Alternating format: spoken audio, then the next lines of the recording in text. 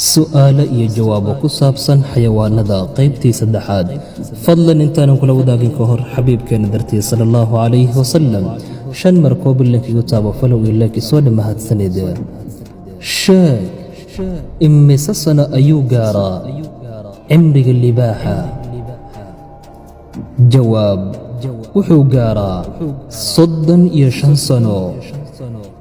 sheeg imise sano ayuu gaaraa cimriga farasku?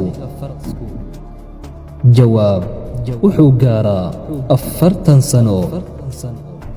sheeg imise sano ayuu gaaraa cimriga dameerka?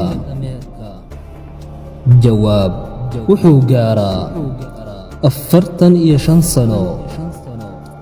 sheeg imise sano ayuu gaaraa cimriga bakaylaha? jawaab: wuxuu gaaraa 9 sano. sheeg imise sano ayuu gaaraa cimriga boqorka shinnida? jawaab: wuxuu gaaraa 3 sano. haddaba isku day, imise sano ayuu gaaraa cimriga waraabaha ama dhurwaaga?